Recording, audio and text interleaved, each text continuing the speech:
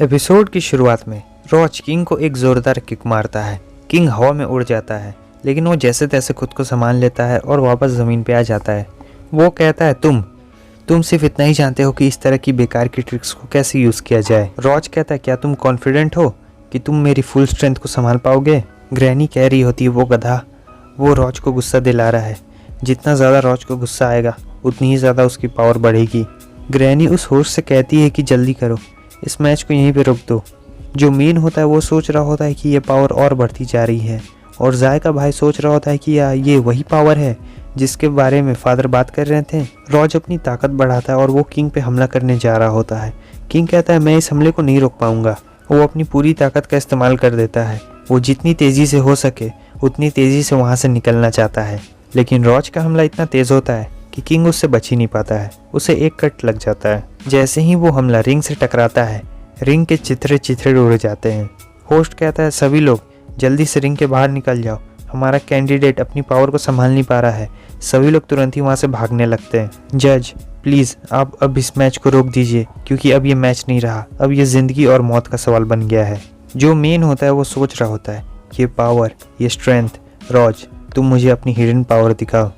King कहता है rows मैं तुम्हें खुद से ज़्यादा फेमस होने नहीं दूंगा। मैं 3 सबसे बड़ी फैमिलीज़ में से एक हूँ, महान किंग। अब किंग काफ़ी गुस्सा हो चुका होता है और वो अब अपने अल्टीमेट मूव का इस्तेमाल करता है। उसका डायरेक्टर कहता है ये तो किंग का स्पेशल मूव है, जिसमें वो अपने एनिमीज़ को पलक झपकते ही मार देता है। वो रॉज की तरफ बहुत तेज़ी से आगे बढ़ रहा होता है, लेकिन अगले ही सीन में हम देखते हैं कि रॉज उसका गला पकड़ लेता है। सभी लोग ये सीन देख के बहुत ज़्यादा हैरान होते हैं। किंग कहता है नहीं, ऐसा नहीं हो सकता है। रॉज उससे कहता है तुम मेरे रहते हुए, यानी मेलिस के रहते हुए, तुम खुद को अपने सबसे ज़्यादा ताकतवर कह रहे हो।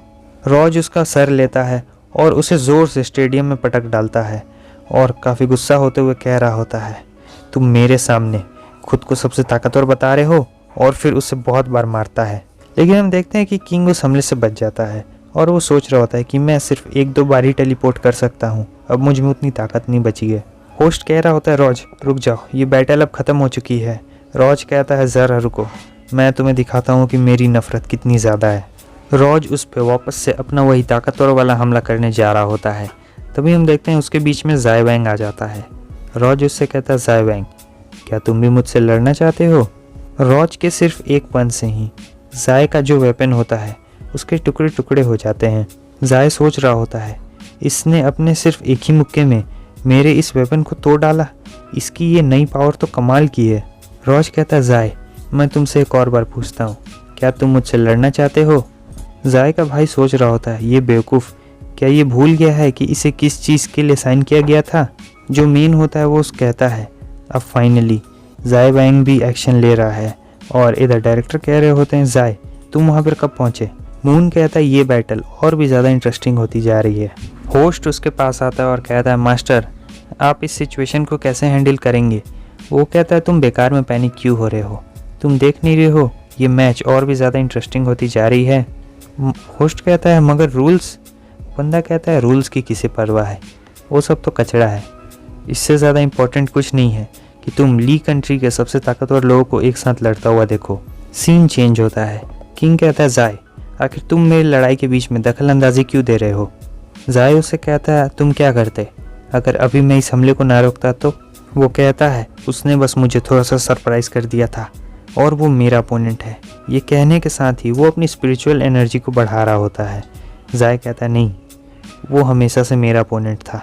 हमें रॉज को दिखाया जाता है जो कि वहाँ से पीछे हट जाता है और ऐसे कूद के ऐसा वाला पोज देता है और कह रहा होता है कि तुम दोनों एक साथ क्यों नहीं आते। किंग कहता है जाय वैंग पीछे हट जाओ, मैं इसे अकेले ही हराऊंगा, और वो अपनी स्पिरिचुअल एनर्जी को बाहर निकाल लेता है। जाय कहता है नहीं, मैं इस वक्त का बहुत लंबे समय से इंतज़ार कर रहा था। हम देखते हैं कि वो दोनों एक साथ रॉज की तरफ आगे बढ़ रहे होते हैं अपनी पूरी ताकत के साथ, लेकिन इधर हम देखते हैं कि रॉज उन दोनों के पंच को अकेले ही रोक लेता है। किंग सोच में पड़ जाता है आखिर कैसे उसने हम दोनों के पंच को एक साथ रोक लिया। जाय सोच रहा होता है भले ही मैंने अपनी फुल पावर में अटैक ना किया हो, लेकिन इसका रिएक्शन तो कमाल का है। रॉज कहता है क्या तुम दोनों देखना चाहते हो कि असली हमला कैसा होता है। रॉज के अंदर से और भी तेज़ी से वो अजीब सा ऑरा निकल रहा होता है, जो बहुत ज़्यादा पावरफुल होता है। ये ऑरा देखने के बाद वो दोनों पीछे हट जाते हैं। ये लोग कह रहे होते हैं जल्दी जल्दी वहाँ से बाहर निकलो। डायरेक्टर कहते हैं ये एनर्जी, इसकी फोर्स तो बहुत ज़्यादा ताकतवर है, बिल्कुल एक सेल्फ डिस्ट्रक्शन जैसी medium level war spirit. Rows की पावर बढ़ती ही जा रही होती है, वो रुकने का ज़रा सा भी नाम नहीं ले रही होती है। असल में ये सभी पावर रॉज का गुस्सा ही होता है, जितना उसके अंदर नफरत था वो सब अब बाहर निकल रहा है। ग्रैनी सोच रही होती है अब मैं ये सब और नहीं देख सकती, आखिर मैं इसके फादर को कैसे बताऊंगी कि ये सब हुआ। जो मेन होता है वो सोच रहा होता है अब जबकि रॉज ने अपनी असली पावर को पहचान लिया है तो ये टूर्नामेंट किसी काम की नहीं है। और वो ये भी सोच रहा होता है लगता है वो छोटा सा प्लान अब एक्शन में जल्द ही बदलने वाला है, और जब ये सब होगा तब तुम खुद सामने आ जाओगे। ग्रैनी के बगल में जो बंदा होता है वो कहता है वाइस प्रिंसिपल गाया, क्या आप अपनी वॉर स्पिरिट को एडवांस लेवल तक ले जाने वाली हैं? ग्रैनी उससे कहती है भले ही इस बार रॉज ने एक बहुत ही पावरफुल शक्ति को अवेकन किया है, लेकिन वो सिर्फ मिड लेवल वॉर हीरो तक ही हैं। भले ही वो कितना ताकतवर क्यों ना हो गया हो, लेकिन अभी उसकी स्ट्रेंथ उतनी ज़्यादा नहीं है, और मैं ये भी जानती हूँ कि वो अभी एक बच्चा है और मुझे उसे रोकना होगा। सीन चेंज होता है, हमें रॉज को दिखाया जाता है जो कह रहा होता है क्या हुआ, क्या तुम सभी लोग मुझसे डर गए? ग्रैनी अपने मन में सोच रही होती है जैसा कि मैंने सोचा था। किंग से लड़ते वक्त उसे अपनी असली पावर्स के बारे में पता चल गया कि जितनी ज़्यादा उसकी इमोशंस बढ़ेंगे उतनी ही ज़्यादा उसकी पावर, मगर उसने पहले से बहुत ज़्यादा ताकत भी हासिल कर ली है और अब उसका लड़ने का तरीका भी बदल चुका है, वो पहले से बिल्कुल अलग हो चुका है। वो कहती है रॉज शांत हो जाओ, क्या तुम टारगेट बनना चाहते हो बेवकूफ़ कहीं के? रॉज कहता है ए बढ़िया, ज़िंदगी में पहली बार मुझे ऐसा लग रहा है कि मेरे पास बहुत ज़्यादा ताकत आ चुकी है, इसलिए मुझे थोड़ी देर और लड़ने दो। ग्रैनी को गुस्सा आ जाता है और वो सोच रही होती क्या, अरे बुढ़िया, अवेकन होने के बाद उसकी पर्सनैलिटी भी बिल्कुल चेंज हो गई है। ग्रैनी भी अपने वॉर स्पिरिट को बाहर निकाल लेती है और कहती है ठीक है, तब तुम्हें मुझसे लड़ना चाहिए। रॉज की स्पिरिट उससे कहती है कि ये अभी बहुत ज़्यादा ताकतवर है, मुझे नहीं लगता है कि हम इसे अभी हरा सकते हैं। रॉज कहता है वेल, अगर इसके पास एडवांस लेवल की वॉर स्पिरिट है इसका मतलब किंग और जाय इससे कम्पीट नहीं कर सकते हैं। उतनी ही देर में हम देखते हैं ग्रैनी आती है और उसे एक ज़ोरदार पंच मारती है। ग्रैनी उससे कहती है मैं तुम्हें फिर से एक और बार बता देती हूँ, मैंने तुमसे कहा कि तुम अपनी पावर को कम करो और लोगों को मारना बंद करो। क्या तुम अपने फादर को नहीं ढूंढना चाहते हो? और रॉज ये बात सुनकर हंसने लगता है, धीरे धीरे हंसता है। सीन चेंज होता है, अब हमें बताया जाता है कि रॉज के उस एक्सप्लोजन के कारण वहाँ का जो भी पूरा स्टेडियम रहता है वो पूरी तरीके से तबाह हो चुका होता है। लेकिन सबसे अच्छी बात तो ये है कि वहाँ से सभी लोग पहले ही इवैक्यूएट हो चुके थे, इसलिए अब उस टूर्नामेंट को बंद कर दिया गया। अब हमें कॉन्फ्रेंस हॉल का सीन दिखाया जाता है जहाँ पे सभी वो फाइनलिस्ट पहुँचे हुए होते हैं। वो जो वहाँ का मेन होता है वो कहता है टूर्नामेंट में ऐसी बड़ी सी बाधा आ गई थी, इसलिए इस टूर्नामेंट का विनर कोई भी नहीं है। रॉज कहता है सभी लोग इस बात को जानते हैं कि इस टूर्नामेंट का विनर कौन है, और इधर किंग मनी मन बहुत गुस्सा हो रहा होता है। वो जो मेन बंदा होता है वो सोच रहा होता है अब जबकि मेरा काम पूरा हो चुका है तब मुझे इस टूर्नामेंट की कोई ज़रूरत नहीं है। वो कहता है कि तुम सभी चिंता मत करो, तुम सभी में से सबसे ताकतवर ढूंढने के लिए हम ये टूर्नामेंट वापस से कराएंगे और हम तुम में से टॉप 30 फाइटर्स को चुनेंगे।